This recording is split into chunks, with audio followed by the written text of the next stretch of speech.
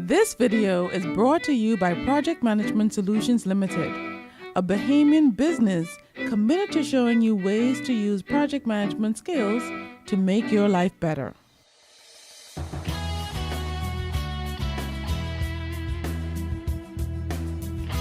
Monitoring and controlling the project involves taking measurements and performing inspections to make sure that the project stays on track and that there are no variances. So far, we have completed the Monitor and Control project, perform integrated change control, validate scope, control schedule,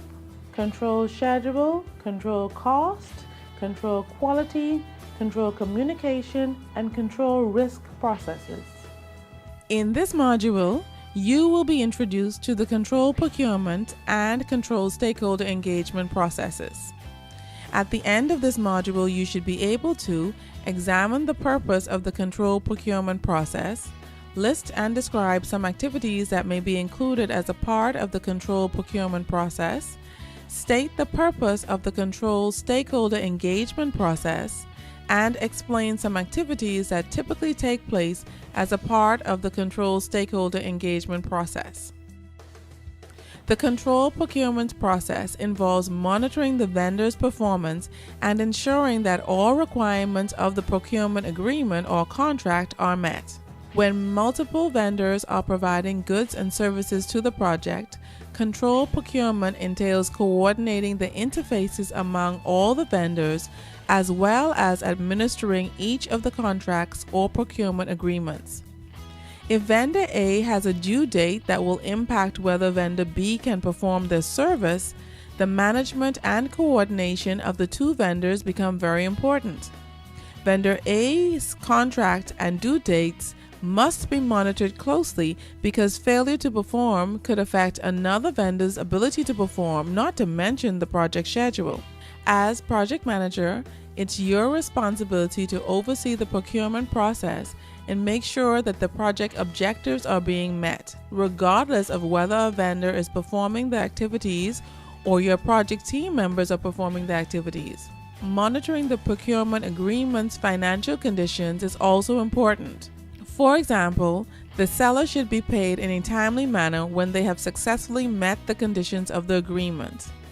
In instances where there is a procurement department involved, it will be up to you as project manager to let the procurement department know when it is okay to pay the vendor. If administering the contract or procurement agreement is your responsibility, you might have to terminate the contract when the vendor violates the terms or doesn't meet the agreed upon deliverables. If the procurement department has this responsibility, you will have to document the situation and provide this to the procurement department so that they can enforce or terminate the contract. The purpose of the control stakeholder engagement process is to monitor your stakeholder relationships and ensure their continued engagement in the project.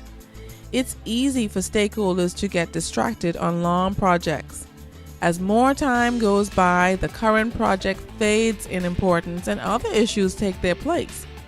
Keeping stakeholders engaged will help overall project success. It will help you efficiently manage the processes as the project progresses, and it will help your stakeholders stay up to date on issues and status as the project evolves so that they can make informed decisions. Keep your stakeholders engaged throughout the entire process. Don't let the stakeholders' interests drift. Making sure that you stay enthusiastic means that the stakeholder will be enthusiastic because your enthusiasm is contagious. This keeps them engaged throughout the entire process. Discussion questions. What is the purpose of the control procurement process? What are some activities that may be included as a part of the control procurement process? What is the purpose of the control stakeholder engagement process, and what are some activities that typically take place as a part of the control stakeholder engagement process?